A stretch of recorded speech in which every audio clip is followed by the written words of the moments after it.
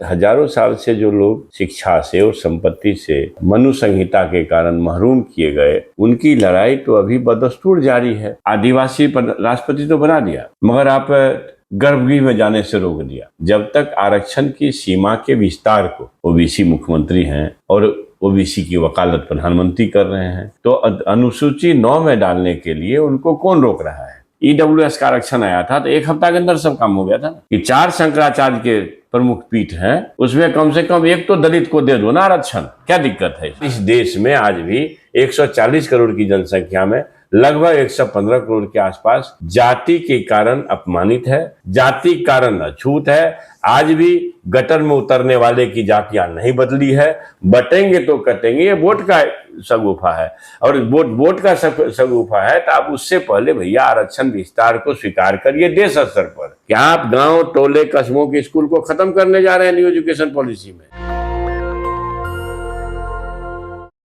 बिहार और यूपी में लोग कहते हैं कि जातिवाद के नाम पर वोट होता है। ये दिल्ली में परसेप्शन है जो सवर्ण पत्रकार हैं। सच्चाई है कि भारत के बिहार और यूपी 2 ऐसे राज्य हैं जहां से सोशल जस्टिस की लड़ाई मजबूत हुई, सामाजिक न्याय की लड़ाई मजबूत हुई, व्यवस्था परिवर्तन की लड़ाई मजबूत हुई। चाहे इंदिरा गांधी हो, उसके खिलाफ यहाँ जननायक कर्पूरी ठाकुर, भारत रत्न कर्पूरी ठाकुर ने आंदोलन चलाया। जेपी का आंदोलन यहीं से हुआ। तमाम सत्ता के केंद्र के खिलाफ बिहार यूपी में लोगों ने चुनौतियां पेश की हैं। 35 साल से आप कहें तो पिछड़ा मुख्यमंत्री हैं यहाँ लालू प्रसाद यादव रहे, अब नीतीश कुमार हैं। एक बड़ी सुगबुगाहट है कि बिहार में जनरल मुख्यमंत्री क्यों नहीं। लेकिन बिहार में जब आप आएंगे तो यहाँ की राजनीतिक अलग दिशा में जा रही। बीजेपी ने एक नया राजनीतिक ट्रेंड शुरू किया है। अब सबसे ज्यादा हरियाणा में जिस तरह से बीजेपी को जीत मिली है ओबीसी मुख्यमंत्री के नाम पर, उसके बाद कहा जा रहा है कि अब बीजेपी का ओबीसीकरण हो गया है, बीजेपी का बहुजनकरण हो गया और सोशल जस्टिस की लड़ाई का जिम्मा बीजेपी ने उठा लिया है। मेरे साथ शिक्षाविद, बिहार सरकार के पूर्व शिक्षा मंत्री, वर्तमान में आरजेडी के विधायक और भारत के एक यूनिक पॉलिटिकल थिंकर, आप नेता न भी माने तो एक राजनीतिक विश्लेषक के तौर पे चंद्रशेखर जी की बातों को जब आप सुनेंगे तो लगता है कि वो कुछ राजनीति पर अपना नजरिया पेश करते हैं, क्योंकि मधेपुरा से हैं, जो बीपी मंडल साहब की धरती है, सोशल जस्टिस को वहाँ लड़ाई है, शरद यादव का भी लंबा संघर्ष रहा है। तो वो कैसे देख रहे हैं, इन्हीं सब मुद्दों को समझेंगे कि उनका नजरिया क्या है। क्या जो दल सोशल जस्टिस के नाम पर बने, जिन्होंने सत्ता भी ली, क्या उनसे कोई चूक हो रही है, और क्या बीजेपी का जो ये ओबीसीकरण हो रहा है, क्या इन दलों को चैलेंज, ये दल कैसे फेस करेंगे। मैंने सारी बात तो बता दी इंट्रोडक्शन में। बीजेपी और प्रधानमंत्री ओबीसी क्लेम करते थे पहले, फिर उन्होंने कहा कि 27 हमने मंत्री बनाए। अब वो कह रहे हैं दलित राष्ट्रपति, सीएजी ट्राइबल, 2 मुख्यमंत्री ट्राइबल, 2 उनके मुख्यमंत्री ओबीसी, और अब वो हर चुनाव में कह रहे हैं कि हम SC ST ओबीसी का आरक्षण खत्म नहीं होने देंगे। अब कैसे जो सोशल जस्टिस वाली आपकी पार्टी है, जो ओबीसी लीडरशिप वाली पार्टी है, अब तो बीजेपी आप ही लोग के ट्रैक पर, आप ही लोग के सामने बैटिंग कर रही है। नहीं, संघर्ष किस बात को लेकर के? जो हजारों साल से सताए गए पुरखों के संतानों में से जिन लोगों को आपने कहा कि शेड्यूल ट्राइब को राष्ट्रपति, सीएजी का प्रमुख जो है वो दलित, तो ट्राइबल है, वो ट्राइबल, तो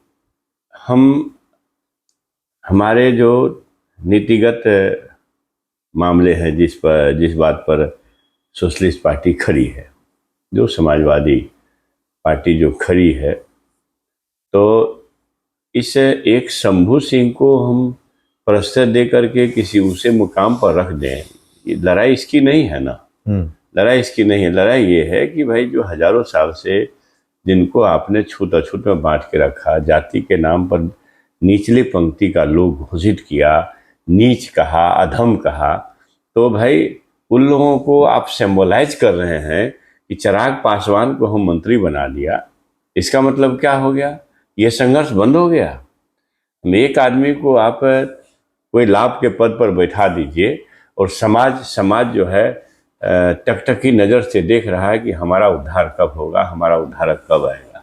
मूल लड़ाई है ये कि भाई संविधान का एक पक्ष है अनेकों पक्ष हैं जिसको लागू नहीं किया गया है, और वो भी पक्ष दम तोड़ रहा है कि जेबी मोटा करने के लिए या धनी होने के लिए आरक्षण की नीति नहीं आई थी। सब लोग जानते हैं आरक्षण की नीति आई थी कि हमको उचित सम्मान मिले, और उचित सम्मान मिलेगा कब? जब ऊंचा पद मिलेगा।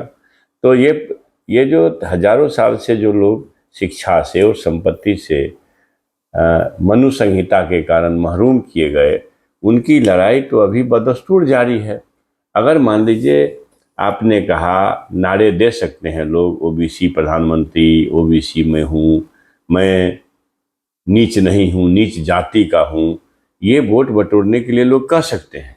लेकिन सवाल है कि आपके जो फैसले हो रहे हैं वो किस ओर जा रहे हैं। हम 5 आदमी को बड़े पद पर बैठा दें और फिर उसके माध्यम से समूचे हम 85% लोगों के हक को मार दें, ये तो भाई नहीं चलेगा ना। लड़ाई असली वो है कि हम 5 आदमी 10 आदमी को 25 आदमी को लाभ दे दें, और इस देश के जो 100 करोड़ से ऊपर की आबादी अभी भी सम्मान के और हक की लड़ाई को मोहताज है, उस लड़ाई के पीछे अपना समय खपा रहे हैं या उसके लिए मानस बना रहे हैं।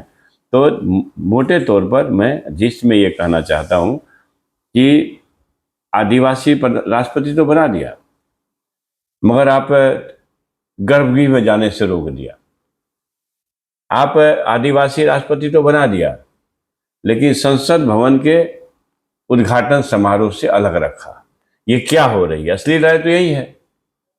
जो बनावटी ओबीसी हैं, मोदी साहब मोद जाति को अपना ओबीसी 2002 में जब मुख्यमंत्री बने हैं तो डिक्लेयर किए हैं, ये तब तक ये समझे जाएंगे हमारे विरोधी जब तक आरक्षण की सीमा के विस्तार को, जो सामाजिक न्याय की योद्धा आदरणीय लालू प्रसाद जी के दबाव में और महागठबंधन सरकार ने 1.5 साल पहले या 5-6 महीना पहले जो पिछली सरकार ने की थी, जिसको संघ संपोषित कहें या संघी मानसिकता के लोग कहें, बीजेपी से जुड़े हुए लोग कहें, उन्होंने PIR डाल करके मैंने अपना रुकवा दिया, मैंने हाई कोर्ट सुप्रीम कोर्ट के चक्कर में रुकवा दिया। जब मान लीजिए सरकार बिहार की भी अपनी है, ओबीसी मुख्यमंत्री हैं और ओबीसी की वकालत प्रधानमंत्री कर रहे हैं, तो अनुसूची 9 में डालने के लिए उनको कौन रोक रहा है? हमारा जो आप समझ लीजिए थोड़ी बहुत कम, ये बहुत आसान लड़ाई नहीं है, या फिर यह बहुत ही इसको आप मिनिमाइज करके नहीं देख सकते हैं कि साहब 100 बच्चा में जहां 49 बच्चे विभिन्न परीक्षाओं में आरक्षित वर्ग के जाते थे, पास करते थे, चाहे वो डिप्टी कलेक्टर का परीक्षा हो या DSP का परीक्षा हो, एक ही BPSC लेती है, या फिर प्रोफेसर में हो या दरोगा में हो, सिपाही में हो, क्लर्क में हो, तो उसके उसमें आरक्षण विस्तार करके महागठबंधन की सरकार ने लगभग 65% किया। तो सीधी तौर पर यह है कि 16 पद का 100 पद का अगर वैकेंसी होता है तो 16 पदों पर ये जो वंचित लोग हैं, जो 85% जो 16 परिवारों का भला होता है, 16 परिवारों का 100 में भला होना है, 100 में, हाँ, तो लाखों में कितना भला होना है? आप इसको 16,000 जी आप समझ लीजिए, लाख में 16,000 होंगे। लेकिन तो सर चुनाव जो है, एक मिनट, आप मान लीजिए माननीय मुख्यमंत्री जी नीतीश कुमार जी इस बात को बहुत बहादुरी से बोलते हैं कि हमने किया। तो भाई हमने किया तो 18 वर्षों तक आप क्यों नहीं कर रहे थे? क्यों सामाजिक न्याय की योद्धा लालू प्रसाद जी के महागठबंधन में जो पक्ष था या उनकी मजबूती कारण, या तेजस्वी प्रसाद यादव जी जो हर समय बेरोजगारों के लिए चिंतित रहते हैं और बेरोजगारों के सबसे बड़े हमदर्द हैं, तो भाई उनके साथ आने के बाद ही आपने क्यों आरक्षण विस्तार किया? आपने क्यों जाति जनगणना कराई? पहले भी करा सकते थे, और फिर जब करा भी दी आप उसके सर आप कोई डाउट नहीं, जब आप करा भी दिए, जब आप करा भी दिए, जब आप मोदी जी के साथ हैं, प्रधानमंत्री मुख्यमंत्री सब साथ हैं, 5-6 महीना गुजर गए हैं, वो खटाई में पड़ा हुआ है, तो उस पर क्यों नहीं आप 9वीं अनुसूची में डाल करके उसको भाई इसका रास्ता साफ कर सकते हैं? EWS का आरक्षण आया था तो 1 हफ्ता के अंदर सब काम हो गया था ना। लोकसभा से पास कराना, उसको संविधान के अनुच्छेद में डालना, फिर अनुसूची में 9वीं अनुसूची में डालना, और फिर मान लीजिए कि एक हफ्ता के अंदर सब काम हो गया, तो आप 6 महीने तक क्यों प्रतीक्षा कर रहे हैं? इसका मतलब है कि ये नारे गढ़े जा रहे हैं लोगों को दिग्भ्रमित करने के लिए, जो जब से जिनकी ये समझ है कि इनको हम ठग सकते हैं आसानी से, क्योंकि ओबीसी जातियों में बटे हुए लोग हैं, दलित जातियों में बटे हुए लोग हैं, तो इनको फिर एक नया नारा देकर के कैसे हम बेवकूफ़ बना सकते हैं, एक्सप्लॉइट कर सकते हैं, बरगला सकते हैं, दिग्भ्रमित कर सकते हैं, यही प्रयास है। मैं ये मानता हूं कि ये नारे अगर मोदी जी देते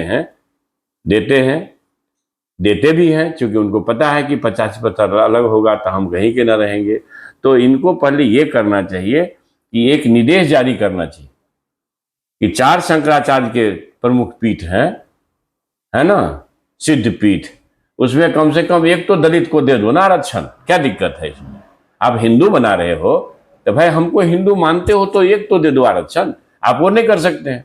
आपकी कुवत है नहीं है, आप जो है ताकतवर जाति से हजारों साल से जिसको विशेषाधिकार प्राप्त जातियां हैं उनसे आपको भय है, क्योंकि किसी न किसी ढंग से वो लोगों को फोड़ने में सक्षम हो जाता है, और आपको लगता है भय। आप समझ लीजिए ना, मतलब 10% आबादी हो, या साउथ में तो 3% आबादी है इन लोगों की, 15% आबादी वाले को आप 10% आरक्षण दिए हैं साहब, और जिसकी आबादी 85% 90% है उसको कितना आरक्षण दिए? 49% बांध कर रखे हैं। अब तो यही भी संगति कर रहे हैं। आप विशेष कहाँ अवसर दे रहे हैं लोग? नहीं, मैं समझ रहा हूं आपकी बात, उस पर हम आएंगे, लेकिन पॉलिटिकल रिप्रेजेंटेशन की लड़ाई में तो वो आगे बढ़ते जा रहे हैं ना, आदिवासी सीएम बनाना, मुख्यमंत्री बनाना। क्या लगता है अगर बिहार की चुनाव जीतने के लिए बीजेपी हो सकता है जाति जनगणना घोषित कर दे? हम सुनने कह रहे, देखिए वो देश के स्तर पर जाति जनगणना करावे, जो चिर प्रतीक्षित डिमांड है और संविधान सम्मत है कि जिसकी जितनी हिस्सेदारी उसकी उतनी भागीदारी की बात आएगी। तो अगर इस बात को वो स्वीकार करते हैं, लेकिन हमें तो पता है कि वो कभी नहीं करने वाले हैं, उनको लोग करने भी नहीं देगा, ये सच्चाई है। क्योंकि जिस संघी मानसिकता से वो गाइड हो रहे हैं, वो जिस मनुस्मृति की, मनु संहिता की ओर देश को ले जाना चाहते हैं, आप देख तो लीजिए ना। पहले अभी प्रवचन हो रहा है, राम भट्टाचार्य जी जो ब्राह्मणों के अंदर भी ऊंच नीच खोज रहे हैं, ऐसे ही लोग सरकार को संचालित कर रहे हैं।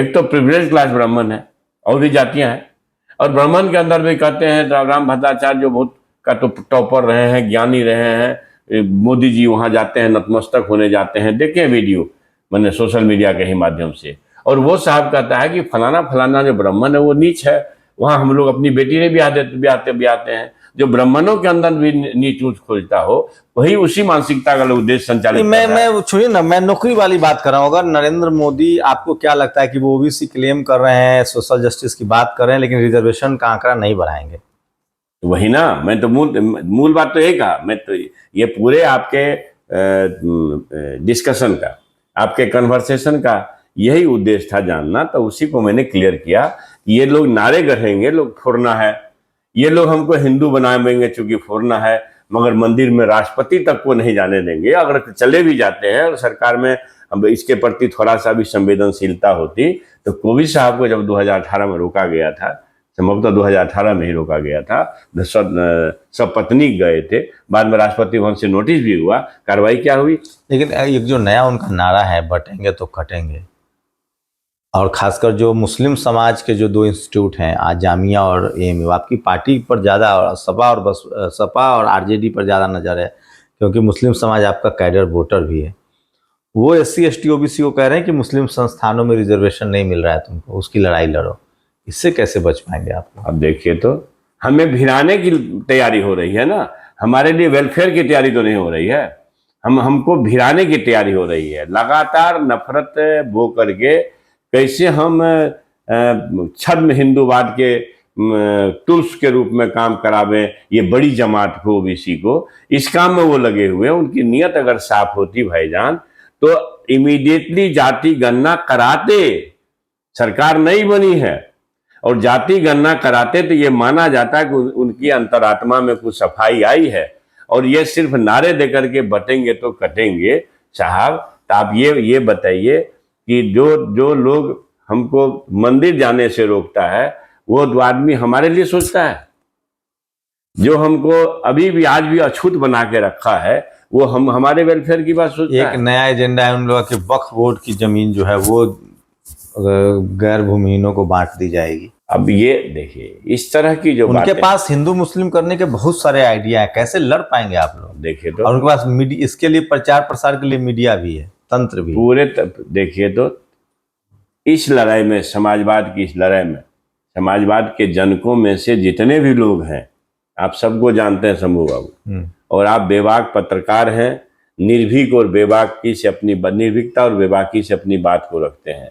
आप तनिक तो सोचिए तो सही, समाजवाद के जनकों में पहला नाम आता है आचार्य नरेंद्र देव जी का, वो तो ब्राह्मण थे। दूसरा नाम आता है यूसुफ मेहर अली का, चलिए पता नहीं, वो तो मुसलमान थे बेचारा।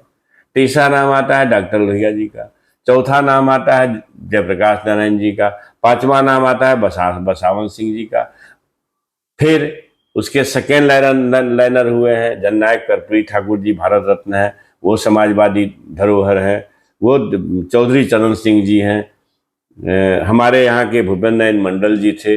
आप 10 नाम गिनिए ना, उसमें तो 7 नाम आ जाएगा जो ऊंची बिरादरी का लोग है। इसका मतलब जिसको देश की चिंता है, वो जो सबकी चिंता करेगा वही देश का असली चिंतक है। बीजेपी का मैं इसको क्लियर करना चाहता हूं, समाजवादी विचार इसलिए आए थे कि डॉक्टर बाबा साहब अंबेडकर जैसे ज्ञान के प्रतीक, जो आज के तारीख में सैकड़ों वर्ष में उतना बड़ा ज्ञानी कोई हुआ नहीं आपके भारतवर्ष में, जब बाबा साहब अंबेडकर को भी संचिकाएं फेंक करके दी जाती थी, सरका के दी जाती थी, तो उस समय के जो महारथी थे, हमारे पुरखे, महान पुरखे, उन लोगों ने ये महसूस किया कि जब तक ये समाजवाद की असली रूपरेखा नहीं आएगी, जब तक सबको इज्जत सम्मान की बात नहीं आएगी, तब तक देश ताकतवर नहीं होगा।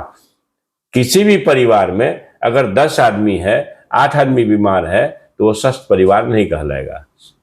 इसी प्रकार इस देश में आज भी 140 करोड़ की जनसंख्या में लगभग 115 करोड़ के आसपास जाति के कारण अपमानित है, जाति के कारण बैकबेंचर है, जाति के कारण सम्मान नहीं पा रहा है, जाति के कारण अछूत है। आज भी गटर में उतरने वाले की जातियां नहीं बदली है, उसका भी जाति फिक्स है। मैंने कर्म के आधार पर जो वो बांटे थे मनु जी, वो आज भी बदस्तूर जारी है। इसको जब तक आप, मैंने जातिवाद का विनाश जब तक नहीं होगा, इसके लिए कोई स्पेशल ड्राइव नहीं चलेगा, तब तक माना जाएगा कि आप छद्म हिंदूवाद, छद्म राष्ट्रवाद के नाम पर लोगों को बांट रहे हैं, और बांट करके हमको ख्याली पलव दिखा करके हमारे अंदर में विभेद पैदा करके हमारा वोट बटोरने काम है। बटेंगे तो कटेंगे, ये वोट का सगुफा है, और वोट का सगुफा है, तो आप उससे पहले भैया आरक्षण विस्तार को स्वीकार करिए देश स्तर पर। यह ना कि हमारे बिहार के आरक्षण विस्तार को तो आप रोक दिए, जो तेजस्वी जी और लालू जी के प्रयास से हुआ। ठीक है, क्योंकि मुख्यमंत्री जी नीतीश कुमार जी थे, तो वो अपना भी वाहवाही ले रहे हैं, मगर अभी चुप है, मौनी बाबा बने हुए हैं। उन्हीं के आधार बल पर सरकार चल रही है, मगर एक जाति गणना को नहीं ठीक करा सकते, आरक्षण विस्तार को अप्रूव नहीं करा सकते हैं भारत सरकार को कह करके। तो ये असली लड़ाई है। और मैं तो मानता हूं कि नीतीश बाबू सरीखे लोग, ये जो तथाकथित समाजवादी लोग हैं, इन्हीं लोगों के चलते ये संघवाद, नफरतवाद, संप्रदायवाद और छद्म हिंदूवाद, छद्म राष्ट्रवादी लोग आगे हुए हैं, जिनके पुरखों का रत्ती भर भी देश की आज़ादी में योगदान नहीं है। वो कभी इस चीज़ को बर्दाश्त नहीं करेगा, क्योंकि उनके जीन में नफरतवाद है, संप्रदायवाद है, वो अछूत का भाव पालता है। अभी आप देखिए, तो हमने फिर कहा कि एक से एक जितना महारथी है, क्या धीरेन्द्र ब्रह्मचारी बोल रहा है, कौन बागेश्वरी धाम वाले, क्या वो अनिरुद्धाचार्य बोल रहे हैं, मतलब इस ढंग से वो एक आईपीएस रिटायर्ड किए, क्या नाम था आईपीएस जो डीजी बन के रिटायर्ड किया बिहार से, गुप्तेश्वर पांडे जी। वो मतलब ब्राह्मणों के वर्चस्व की बात ऐसे कह रहे हैं जैसे लगता है कि दीगर जाति इंसान ही नहीं है। अच्छा, ये बताइए, बीजेपी के एजेंडा में है, वो बिहार में सत्ता में तो है, लेकिन वो छोटे भाई की, मतलब वो सेकेंड रनर है।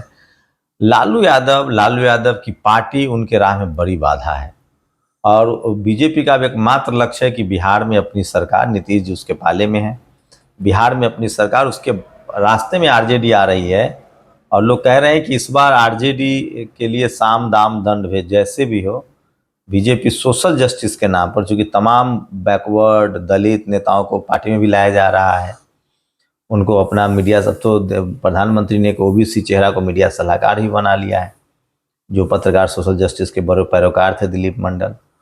ऐसे में कहा जा रहा है कि ये सब कुछ बिहार जीतने के लिए किया जा रहा है। अच्छा, तो शंभू बाबू, आप बहुत जोखिम लेकर के बहुजनवाद को रखते हैं देश में, दिलीप मंडल जी भी रखते थे, आज आपको बना दिया जाए राष्ट्रपति, क्या हमारा कल्याण हो जाएगा समाज का? ये तो बनानी पड़ेगी। देखिए, ये तो एक शकल खड़ा करके हमारे अंदर कैसे फूट पड़े इसका प्रयास हो रहा है। ये फूट डालने की राजनीति है कि जब फूट डालेंगे तो हमारा राज शक्ति मजबूत होगा। शंभू बाबू कुछ नहीं है, न चंद्रशेखर कुछ है, विचारधारा असली है, न दिलीप मंडल कुछ है। आज दिलीप मंडल हो सकता है बिक जाए, हो सकता है चंद्रशेखर बिक जाए, हो सकता है कल आप भी बिक जाए, है ना भाई? सत्ता बड़ी भाई आकर्षण का चीज है भाई, समझे कि नहीं? मगर इसका मतलब है कि अगर हम बिके, आप बिके, इसका मतलब आपने समाज से धोखा किया। दिलीप मंडल जी जिस मुकाम पर जो लड़ाई लड़ रहे थे, वैचारिक संघर्ष कर रहे थे, मेरा जैसा व्यक्ति यह मानता है कि वो संघर्ष से पहले ही घबरा गए और शैतानों के सामने हाथ जोड़ लिए। लेकिन वो कह रहे हैं कि वो बीजेपी का ओबीसी बहुजनकरण हो रहा है, बीजेपी अब सोशल जस्टिस की पार्टी। हाँ, करे ना, हमें पढ़ाई में प्रिविलेज दो ना, संविधान सम्मत जो हमारी बातें हैं, हमें पढ़ाई में प्रिविलेज दो। मैं एक उदाहरण देना चाहता हूं। मैं एक आदमी को जानता हूं, शंभू भाई, जो स्वयं नौकरी करता था एक जमींदार के यहाँ 5 रुपया महीना पर। आज उसका उम्र है हम लोगों की उम्र के आसपास, 62, 63, 65। 5 रुपया में नौकरी करता था। यकीन मानिएगा, जो 5 रुपया में जिस जमींदार के यहाँ नौकरी करता था, उस जमींदार के बेटे को अभी 8,000 महीना दे रहा है। मतलब ये है, कहना ये चाहता हूं कि अगर हमें अपॉर्चुनिटी पढ़ाई करना मिला, आप अखरोट खाते हो, किशमिश खाते हो, दूध मलाई सब कुछ खाते हो, फल फूल खाते हो, तो आपकी बराबरी हम तब कर पाएंगे जो हजारों साल से सताए गए लोगों के संतान हैं, कि भाई आप कम से कम दूध मलाई घी खाते हो तो खाते हो, हमको कम से कम तन भर बस्तर और एक संतुलित भोजन का व्यवस्था तो कर दो। फिर देखो प्रतिस्पर्धा क्या होती है। हमारे पास एक ड्राइवर रहता है, अजय नाम है, मैट्रिक पास किसी तरह से है, जान लीजिए। और जब उसका टैलेंट आप खोजिएगा तो आप मान जाइएगा कि लड़के को अगर मौका मिल जाता पढ़ाई का, तो इस देश का सबसे बड़ा परीक्षा पास कर सकता था। आप हमें अपॉर्चुनिटी नहीं देते हो। संविधान में अपॉर्चुनिटी का सिद्धांत है ना, अपॉर्चुनिटी विशेष अवसर के सिद्धांत के तहत हमें आपको पढ़ाई करानी चाहिए। जब रोटी, कपड़ा, मकान, शिक्षा, स्वास्थ्य, पानी, बिजली, ये फंडामेंटल राइट में है, तो हमको क्यों इससे आप काट के एक तमाम जो चिंतक हैं, जब से दिलीप मंडल उस पार्ले में गए, वो एक परसेप्शन बना रहे हैं कि जिस तरह से लालू यादव गरीब घर से निकले, जिस तरह से जननायक कर्पूरी ठाकुर, चाहे तमाम जो सोशल जस्टिस के जो बड़े नेता हैं, कांसीराम साहब, मायावती जी, शिबू सोरेन, जैसे गरीबी से निकले, वैसे ही नरेंद्र मोदी भी गरीबी से निकले और वो उस दर्द को जानते हैं और वही बड़ा बदलाव लाएंगे। अरे भैया, तो आप 10 वर्ष से शासन में हैं, अब इसका कितना बड़ा शकल है, सोच समझ लीजिए। मतलब हाथी के दांत खाने के कुछ और, दिखाने के कुछ और। ऐसे तो सैद्धांतिक तौर पर तो सारे नफरती संप्रदाय लोग हैं, लोग उसी विचार कुछ के वाहक हैं। आप सीधी तौर पर ये जानिए, इसको इस रूप में ले लीजिए साहब, कि ये लोग जो बोल रहे हैं, कम से कम वो आपको रोकता कौन है? सारा विभाग के आप प्रमुख हैं। एक आदेश जारी करिए कि जो गरीबी में जी रहे लोग हैं, उनके पढ़ाई की जिम्मेवारी अकेले सरकार उठाएगी। शिक्षा एक व्यक्ति, परिवार, समाज और देश के अंधकार को दूर करने का सबसे सशक्त माध्यम है, और हमको आप शिक्षा से दूर करने जा रहे हैं। अब न्यू एजुकेशन पॉलिसी जाने हैं, गांव कस्बे के स्कूल अब बंद हो जाएंगे। क्या कर रहे हैं नरेंद्र मोदी जी, क्या कर रहे हैं आप? जब टोला में स्कूल है, हमारे घर के पीछे स्कूल है, तब तो हमारे गरीब बच्चे, जिसको आप बेबस बना के लिए व्यवस्था रखी है मनु संहिता, तब स्कूल जाने में दिक्कत है उसको। कौन माता पिता होगा कि आपके एजुकेशन कॉम्प्लेक्स में जाके 5 किलोमीटर 10 किलोमीटर टाई पहना करके गरीब का बच्चा, जिसको खाने का मोहताज है, पंजाब दिल्ली हरियाणा, जिसके पिताजी काम करके आते हैं और परिवार को किसी ढंग से पालते हैं, आप समझिए कि आप गांव टोले कस्बों के स्कूल को खत्म करने जा रहे हैं न्यू एजुकेशन पॉलिसी में। आप 5 किलोमीटर 10 किलोमीटर पे एजुकेशन हब बनाएंगे। नतीजा क्या होगा भाई? जो टोला में स्कूल है हमारे वार्ड में, उसमें पढ़ाने में कोताही हो रही है गरीब माँ बाप को अपने बच्चों को, तो कोट पैंट टाई पहना करके, बस्ता दे करके, टिफिन दे करके और ऑटो रिक्शा पर भाड़ा दे करके कोई 5 किलोमीटर 10 किलोमीटर बच्चे को भेज पाएगा? अगर नहीं भेज पाएगा, इसका मतलब आप फिर से मनु संहिता लागू करना चाहते हैं और आप चाहते हैं कि आम आदमी के पहुंच से शिक्षा और संपत्ति दूर हो जाए।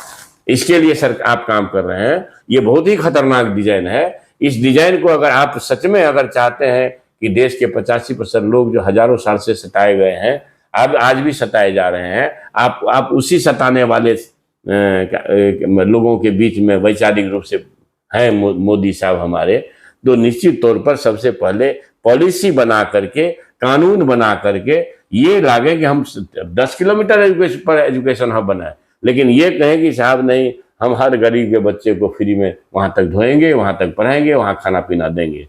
माता पिता टिफिन लेके भेजेगा? अभी घर में तो खर्ची नहीं है। वो कह रहे हैं कि हम 1 लाख बहुजन SC ST युवाओं को राजनीति में मौका देंगे जिनका पॉलिटिकल बैकग्राउंड ना हो।